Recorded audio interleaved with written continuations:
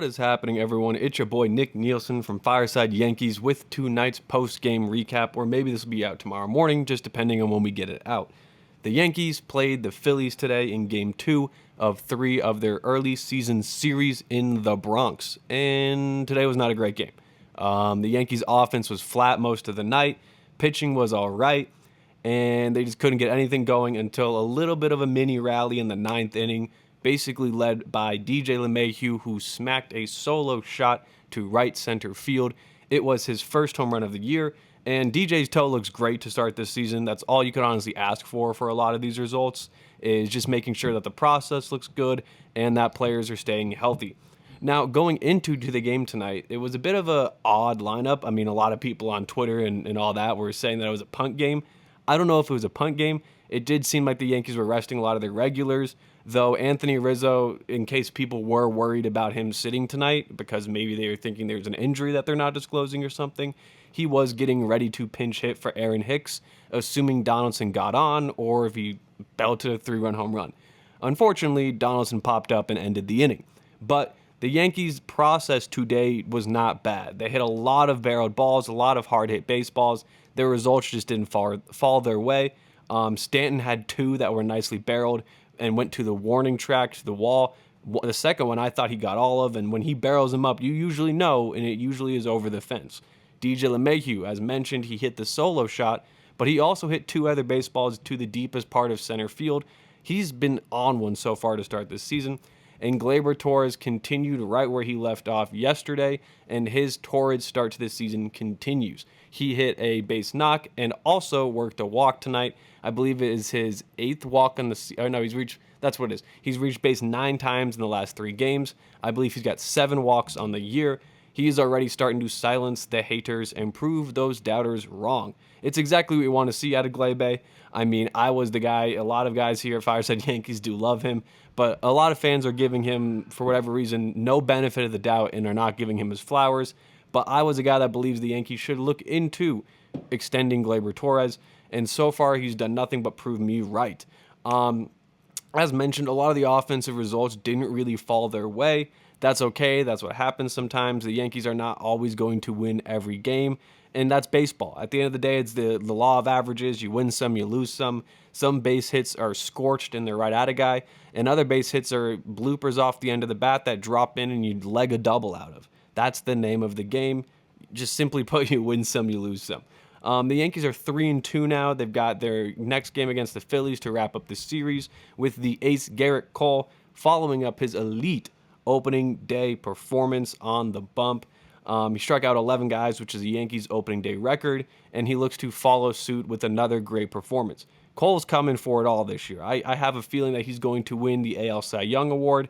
Ryan and I, talked about that in the live stream last week. So if you want to go check that out to hear some of our predictions, go check that out. But Garrett Cole is coming for the crown. He's been robbed, not really, I guess, robbed, but he's been kind of slighted of a couple of Cy Youngs in his lengthy career of excellence. And I think this is the year that he puts it all together and gets it done. Stanton, once again, reached base in the 9th inning with a hard-hit knock to the right side gap, and then he had 2 other barreled balls that looked like they were getting out. Maybe the second one could have squeaked out if there was a bit more wind or if it was a bit warmer outside, but that's just the name of the game. His process so far has been fantastic, and some of the results have been falling in line. He's not swinging and missing as much. He doesn't look like he's hampered by any injury. It looks like a good start to the year for Big G, and that's all you can ask for. Again, I want to reiterate, you got to make sure these guys stay healthy in the month of April. If we have someone get injured in April or May and they're out for a couple of months, well, there goes the entire season's worth of production from them, all because we were anxious to get them in the lineup constantly in April. I know every game matters. The results do mean a lot, but at the beginning of the season, it's not nearly as important as it is at the end of the year to have a fully healthy lineup and a healthy rotation and bullpen going into October. The Yankees still played a great game today. It just didn't really fall their way. Pitching was not bad all around. Domingo Germán made his debut on the season. Agent Zero, Domingue Zero. He pitched 4 2/3 innings, gave up 4 runs, struck out 8 guys, though. He was getting a lot of swings and misses and whiffs on his changeup and curveball. However, the problem for Domingo is what it's always been. His fastball is flat, lifeless, and doesn't have really any movement or positive grade to it. So the Phillies tonight, when I saw that pitch, hit 2 home runs off of it. Michael King followed him and looked like he was still trying to get his legs under him. I'm not worried about King at all. 2 of the knocks he gave up ended up being runs against Domingo, so it kind of sucks for Domingo, but it is what it is. King will be fine as the season goes on. I'm not worried. Albert Abreu followed him and pitched 2 solid innings in relief as well. He's looked quite good to start this season.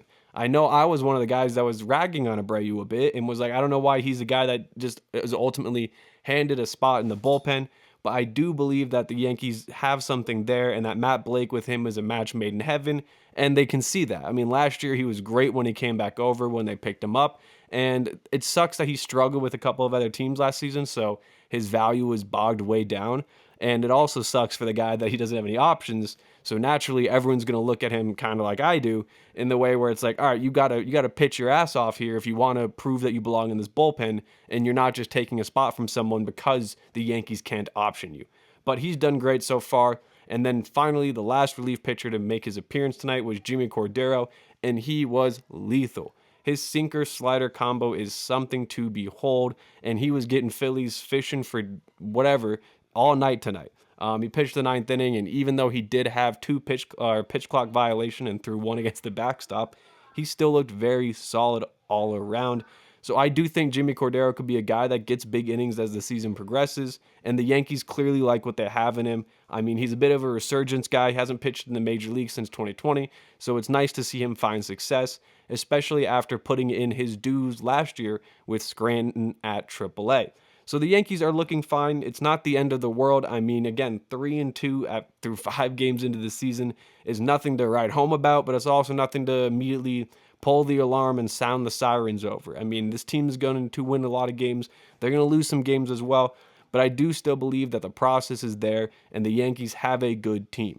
Hicks got the start today and once more didn't do anything with it offensively. I do feel bad for the guy because at the end of the day, he is a human being, and we need to realize that these athletes are not impenetrable and they're not impermeable forces where it's like anything you say, it's just gonna bounce off of them like rubber bullets.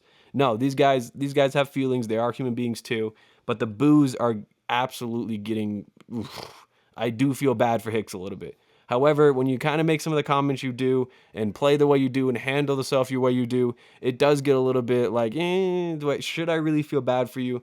But I don't know how much longer Hicks and the Yankees will endure this toxic relationship with one another. I can honestly see him getting dealt somewhere simply for the better of his own career, and for the better of the organization. Oswaldo Cabrera should be in the lineup tomorrow, which is a great thing to see. He's had back-to-back games off, which is not a great thing to see. But the Yankees are trying new things. They're trying to mix and match a bit. The Bader injury is making it so they're trying to try a couple of different guys out in center field, and they also don't want to have Judge play there every day, so that way they can keep him fresh as the season goes on. So IKF got his debut in center field on the season tonight and was very close to making a nice diving catch, but unfortunately it just kind of barely was out of the outstretch of his glove. But I do not worry about him in center field long term. I'm honestly fine having IKF on this team now that his role has been mitigated to a bench guy utility role. He does serve some value in that spot. It's much better than having to watch him play 140 games out there, and 130 of those are at shortstop where he doesn't play. Volpe had a good night tonight on the offensive end. He got another base knock, caused more mayhem on the base pads, even though he didn't steal a base. But defensively, you can tell he does have a little bit of the jitters out there. I'm not worried again long term for him, as I do believe he'll be able to right the ship. But some of these players are just like, you could probably get that one. I mean, you're good to go. Like the other day when he made the error at shortstop when he lunged the wrong direction, he immediately owned up to it after game and said that one's going to eat at him. I imagine tonight's going to be the same thing. But ultimately, the Yankees are still a good team. I want all the fans to take a deep breath. You're going to win some, you're going to lose some.